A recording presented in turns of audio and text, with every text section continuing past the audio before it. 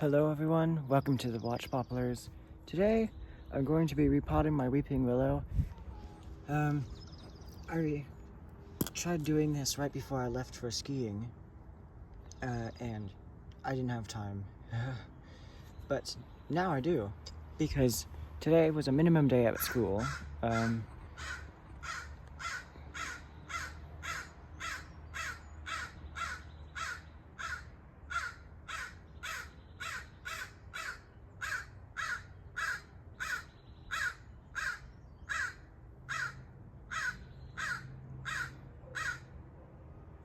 It was a minimum day at my school,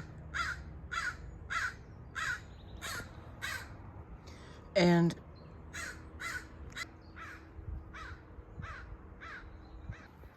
so there was a minimum day at my school, which is nice. I didn't really expect it, but yeah, school got out at lunchtime, and that's because I go to a private school. There are a lot of random things, I guess. Maybe not random, but different things that happen and are different than the things that happen at public schools, which, are meant for normal people, unlike me, because I have a learning difference. And the way the private school is organized is that I can learn. But I had fun at my private school. I mean, at my public school, it's just only socially. And now I can do both, I guess. I don't know. But here is my weeping willow. It is starting to leaf out, and I need to repot it now before it starts to grow roots. And if it starts growing roots, then it significantly limits what I can do to the root system, because right now the root system hopefully is still dormant and it's not actively growing. I got my soil, and yeah, so this is gonna have a lot of roots because it was growing in water, and there is a slug, and I don't know how that got there.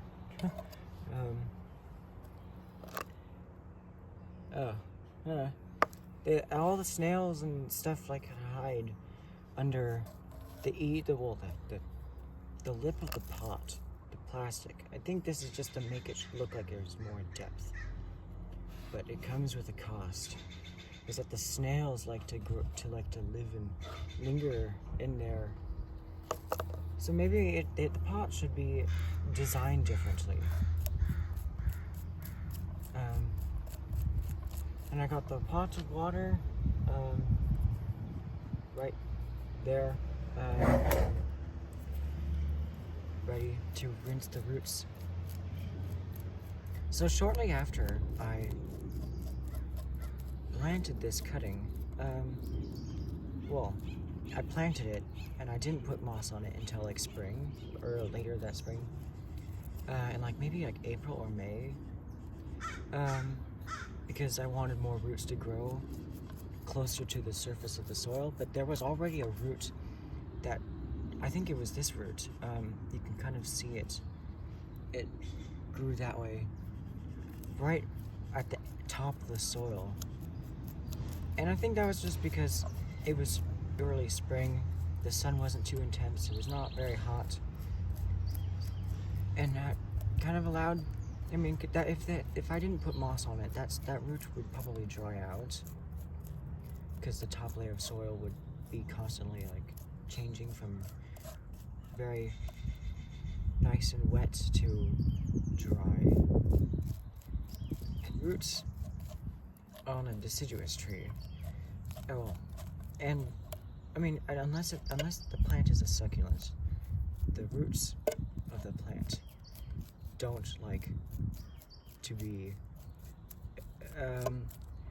exposed to constantly changing and quite dramatic changes in the aridity of the soil. Succulent roots actually need that. They need to fully They need to fully dry out before they get watered again. Most of the times. And I don't know what that was. It's plastic. I don't know what that could be from. But it looks like there's a very nice radial root system on this. I've repotted and root pruned it one other time, and that was exactly like a bit less than a year ago. It was actually January 21st, 2024.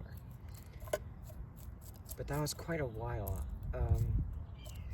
before it leafed out, and I would have expected for this to leaf out like early in February, but that is not the case. And now here I am repotting it right as it's starting to break dormancy in early March. I always think willows and buckeyes as a February plant, where they start growing in February. But that is not the case. Sometimes they break dormancy like in mid-January, and sometimes they break dormancy in March. But it's different in every single tree, because there is different like timing, the genetics. And there are some roots that coiled around the container, but I need to rake out as well.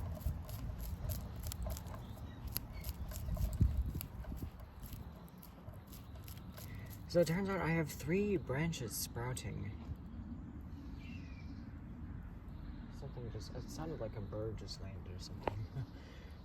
There's 3 sprouts, and that's good. Hopefully I can keep all 3 of them alive and equally balanced in growth, so that one doesn't cancel the other out, like what happened last year. I let that big shoot grow like almost a meter long, and it sucked the energy out of the smaller one. And eventually this smaller branch just fell off. Yeah, this weeping willow, unlike the parent willows, the parent weeping willows I've seen, this one gets peak fall colors in mid-November. The other ones I've seen, they're green in late November. They get their fall colors, well, they're green for most of November, and then they get their fall colors peaking in early to mid-December, sometimes late December. So yeah, now I need to clear. I can't use some of this soil. It is full of roots. I'll just let it decompose right here, and I can reuse it. And somewhere about the new location of my trees, which, yeah, they are in a new location. I gotta get rid of the English ivy from under the benches. There's English ivy all through it. But these are fine. Those are nice ones. But someday I'll have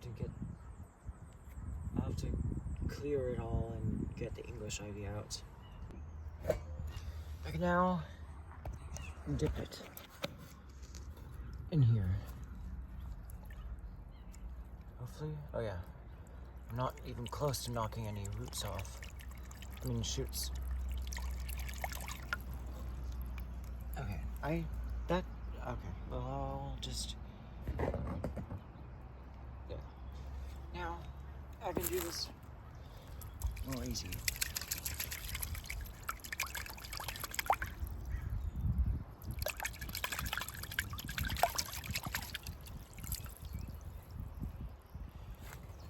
Hopefully I got, okay, so,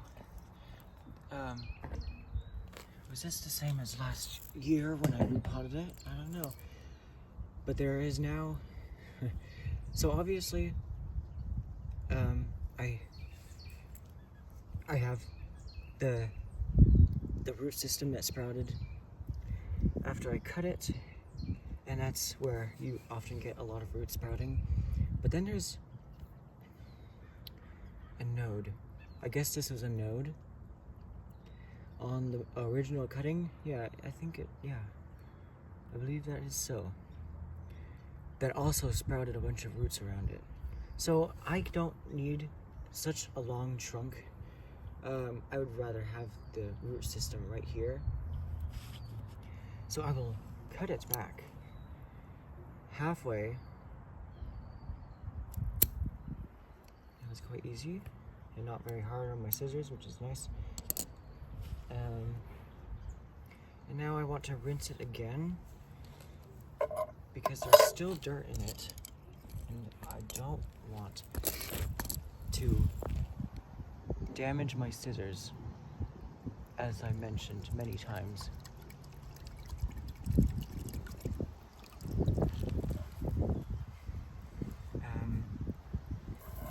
I'm using, well, I mean, the plastic tray I normally use is occupied with a whole bunch of stuff. I should probably clear that one. Instead of using this one, I could use the plastic one. It's just a bit easier to move around. And here, it's clean enough that I can work on it.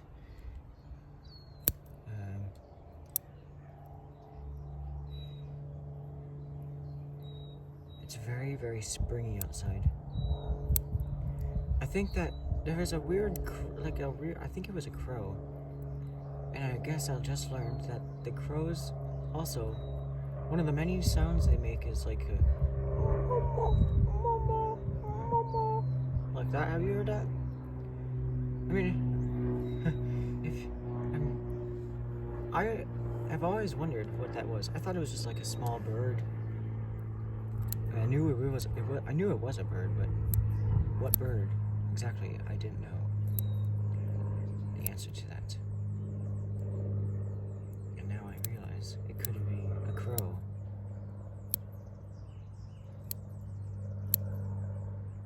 I definitely know that crows like make this like that, but yeah. There's only a like very limited amount of sounds that crows make that I can make as well. Obviously. There's a lot of dirt in the around the trunk. I'll have to pick that all out.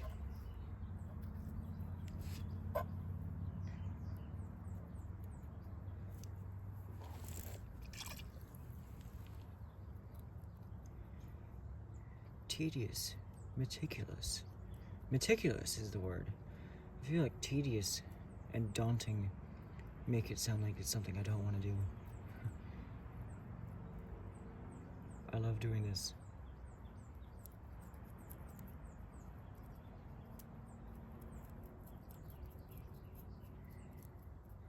Because I have a mind of detail.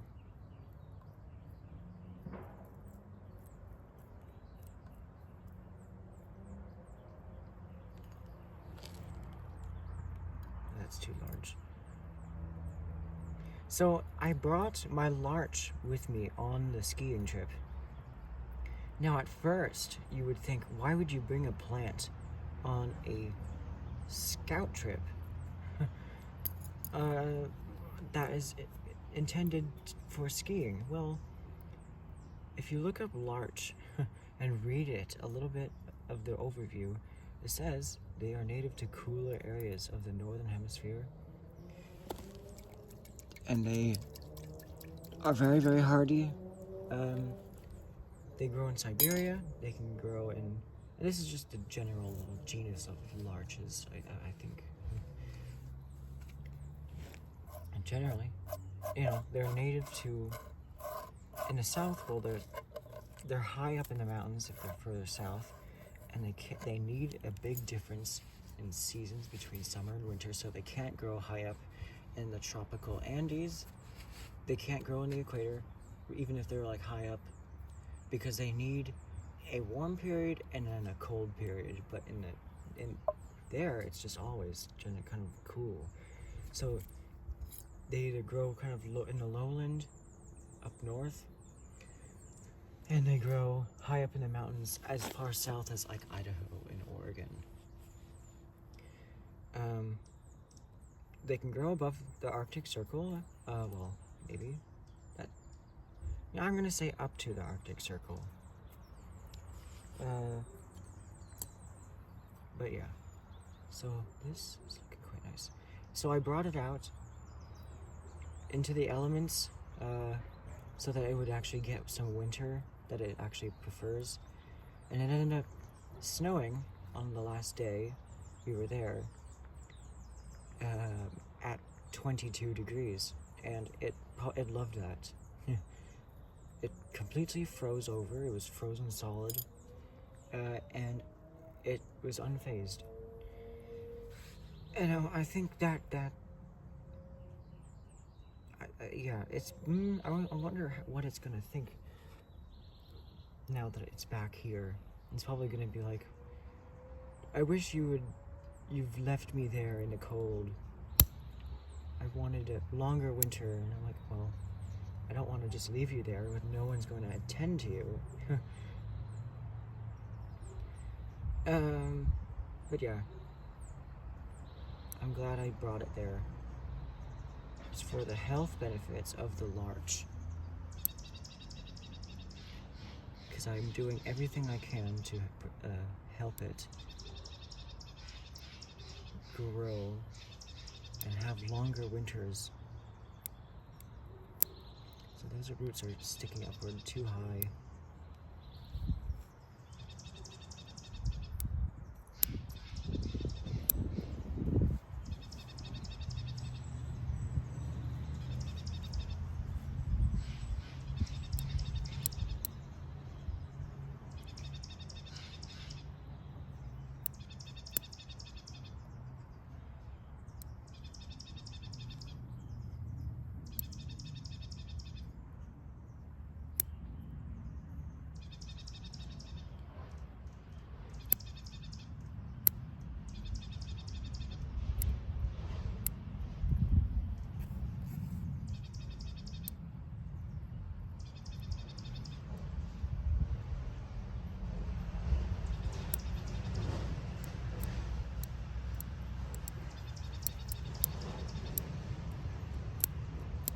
I just cut it back shorter. Now we got better roots. Oh, let's see. Which way do I want it to stand? So there's this shoot. This shoot is gonna grow like that.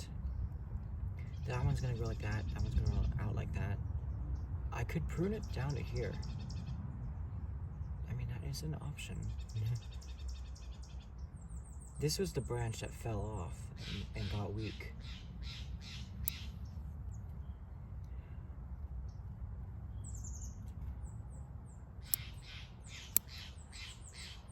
But okay, this root actually it's a bit too horizontal. I don't know if I should prune off any of the root hairs pointing upward. They really don't matter in the structure, I kind of realized. And they also, even though they're not pointing in a good direction, it'll already be sorting itself out. So I think I can just leave it like that. I mean, I don't know. These ones are exceptionally long. I'll just prune them back like that. There's plenty of other root hairs that will feed it feed the tree, because I think that's looking quite nice and radial. But there's a root. It's a bit too horizontal. It doesn't come off at a good angle. So like that. And even though they're kind of like staggered planes, I've pruned it back, and it will now start sprouting more roots around all the areas I've cut, allowing me new options for a root plane where all the roots are coming off at the exact same level. I could cut it right here, but there's not many roots going in that direction. So I can save that root. Is this one going off too far? There's a root below it that is looking quite nice. But this root it's fine. I can leave it.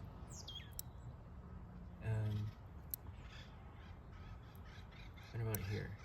There's a bunch of roots going in the same spot. I might have to reduce them a little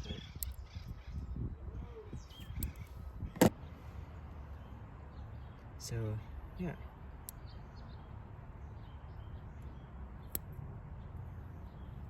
I need to clean my sleeve off of this stuff so that I can have room to wipe my scissors off.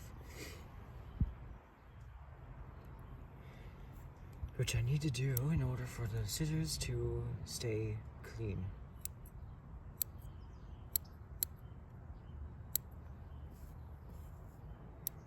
I think this is almost ready for planting.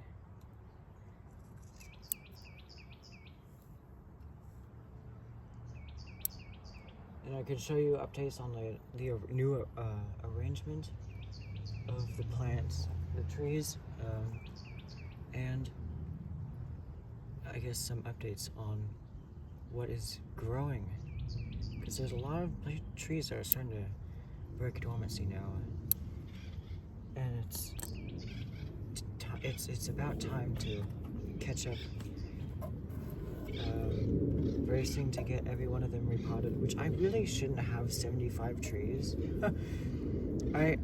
For someone who's been doing bonsai for 3 years, I should not have 75 trees. It's all because I've been all these invasive trees around me that look so cool.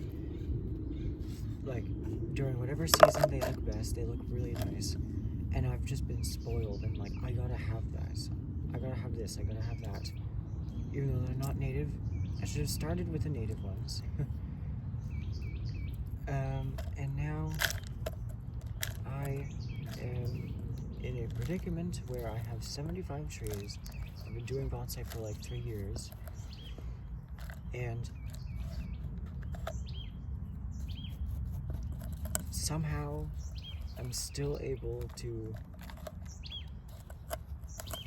kind of stay on top of the work, but I'm also taking some classes that are very well, tedious, such as the college class I'm taking.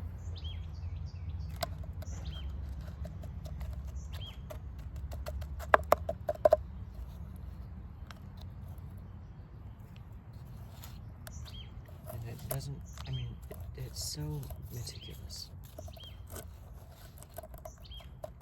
So now I got that compact, I can probably put this down now. And I need enough room for it to be not too close to the surface.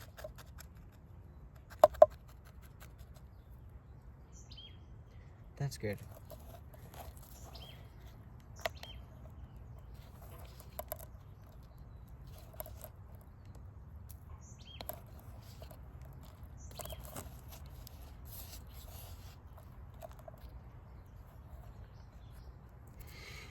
Now I can work it into the roots. If this had a bigger particle size, the soil, I would certainly be able to work the soil like in between the roots and actually make it compact, but the thing, the prongs on this just go through the soil. They don't push anything. Maybe I need to use this. I have more control over the tweezers, but they also have a rougher side right here, so that for gripping, not for root raking.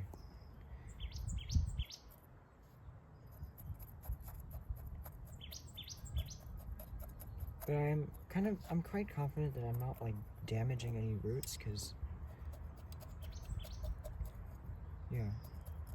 it's not actually growing. But that's probably enough root work. Put a rock on the soil so that it doesn't go anywhere. It doesn't get bumped out of the pot. Because I don't like using wire for this. Because I'm planting my trees close to the surface so that they actually, the roots can actually grow down instead of up. So they don't have any room to grow up, so they have more room to just grow outward and down at a better angle.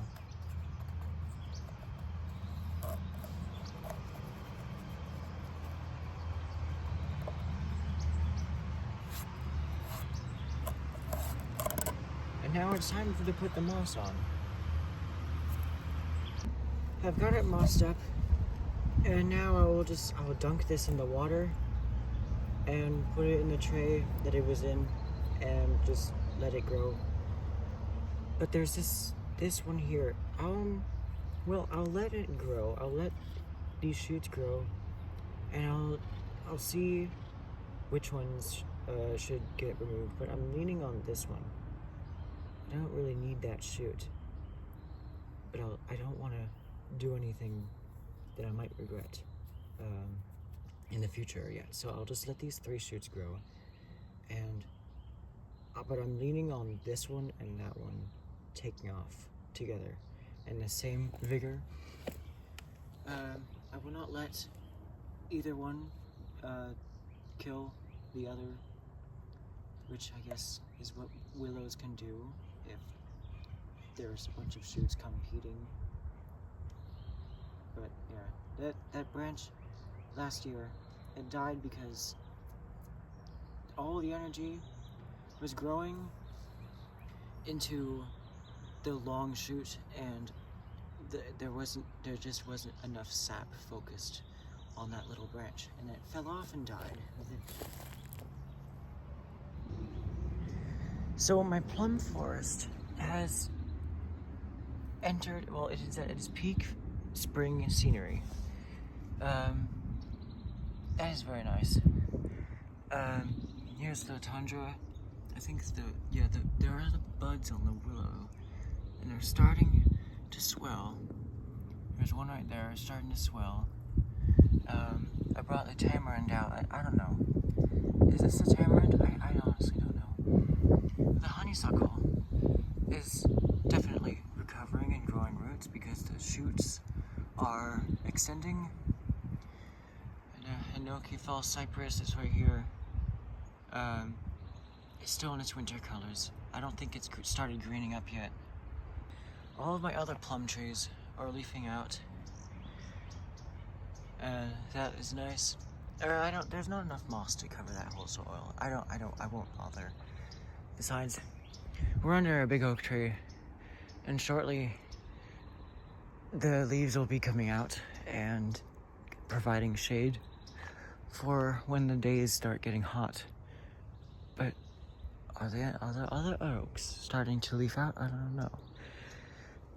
The small seedlings definitely are starting to leaf out. There's this one here, and I won't be using this one that's starting to leaf out, but this is the one I will keep, and it's not ready for repotting yet. There's one here. This one is also, it's not showing any signs of spring yet, but it will be soon. I'll be repotting the poison oak soon. Right there. I'll be pushing out some leaves soon. And then the sycamores right here are ready to be repotted. Okay, and then the Draxaena probably didn't like the frost, and it's probably dead now. We'll see. But I never really saw myself having a Draxaena bonsai. I thought it would be interesting. I just didn't really see, me being successful with that. The bay laurel will be needing repotting soon because the buds are starting to show. The buds on the blackberry are also starting to swell, maybe. I don't know. But this is the month that they start to grow. And on the silver wattle. The silver wattle will have to be repotted soon because it's starting to break dormancy. And I don't want to miss that. There's this poison oak here that I will not repot because it didn't grow very well last year. So I'll just let it grow. The myrtus is starting to grow, so I'll have to repot that as well. I think that, the mimosa is also starting to leaf out. The pine here, this is a red pine, is starting to grow a candle.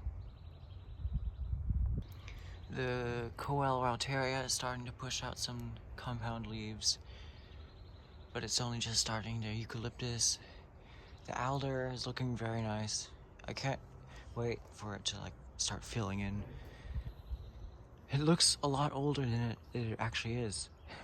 The new foliage, its third year growth, is coming off of a second year growth. And it looks more like 5 years old because it's just I've had to prune it so often. This Chinese pistache is not anywhere close for repotting yet, but this one is. I'll have to be repotting this one soon because the buds are swelling. My pines kind of suffered a little bit after repotting them maybe a bit too early for them because they break dormancy in maybe March.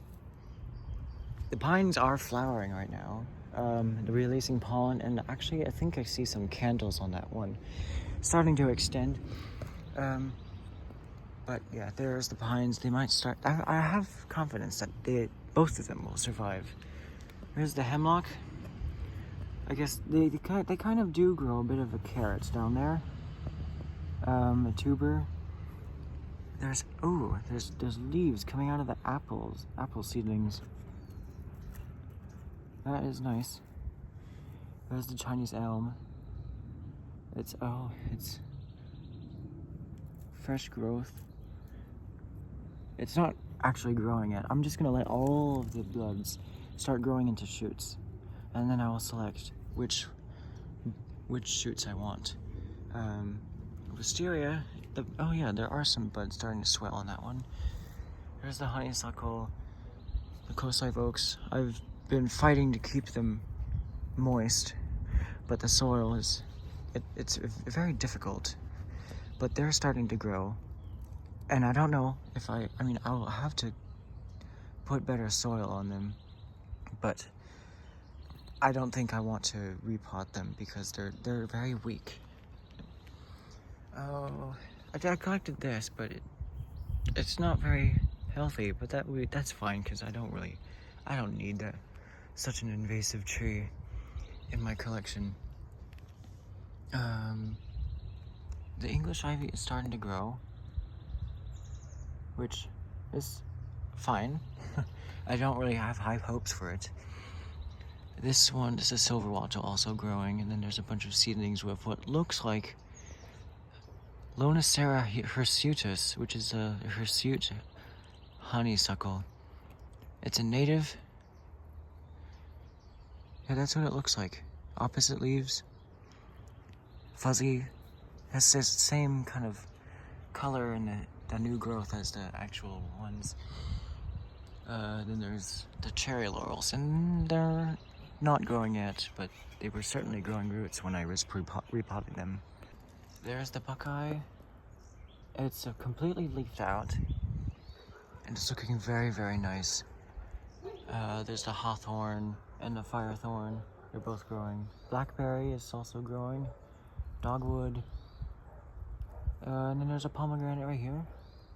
And the snails keep eating what I thought was a eucalyptus seedling.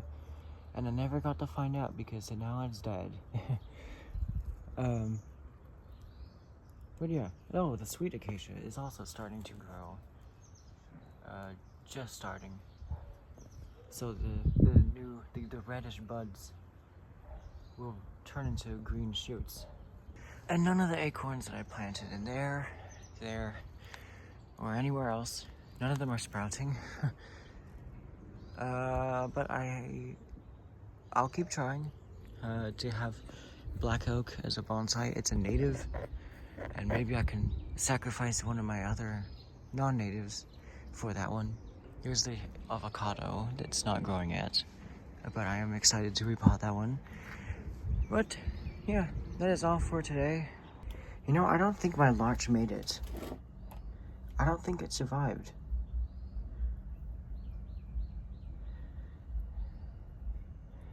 That does not look good.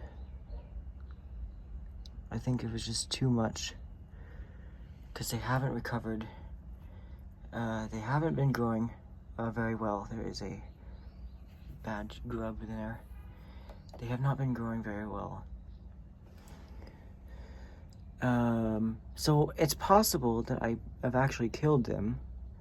I think that's the most likely outcome of my experiment of bringing them there, but I don't think the Japanese larch is especially not going to survive.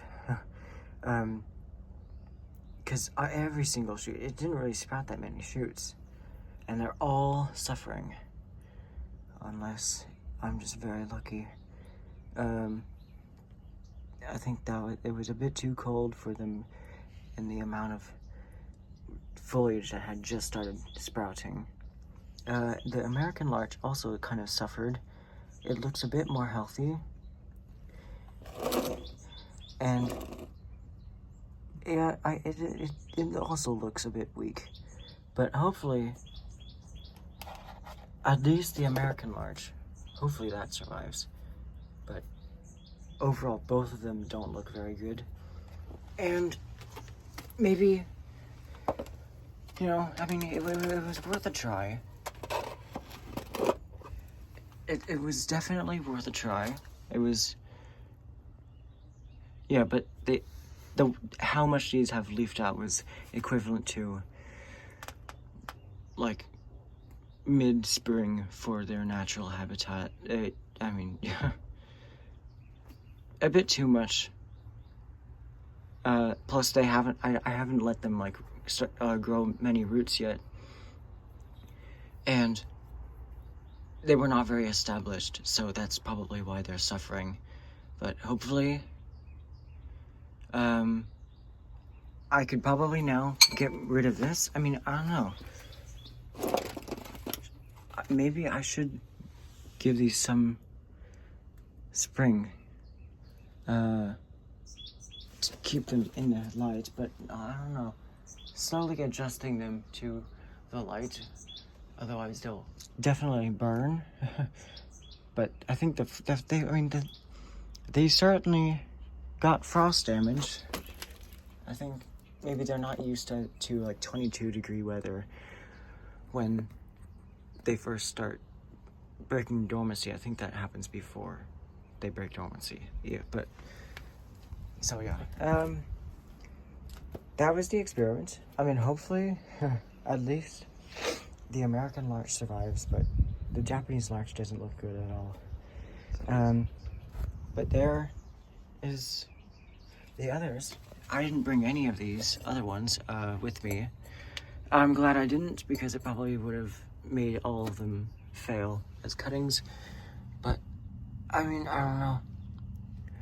I think it's time that I bring all of these out, because these all have been sitting here without growing roots for far too long, especially the cuttings, the aspen cuttings.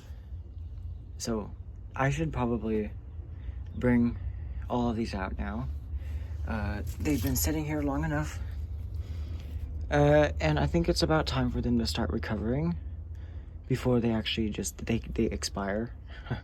I do not want them expiring. And I think, so maybe the first day of spring, maybe that should be for, maybe next year, I should bring these out on the first day of spring, after they have actually grown roots and established after a year. But for cuttings and those, I think they went from 70 degrees the day I went up there in Tahoe to 22 degrees in like 3 days, and I don't think that was good for them. I think they need a more gradual. I'm very sure that they can go down to there, but it just has to be more gradual, and certainly not before they have recovered from repotting. Yeah, a lesson learned. I think, well, we'll see about them, but that is all for today. This is the Watch Poplars, and I will see you next time.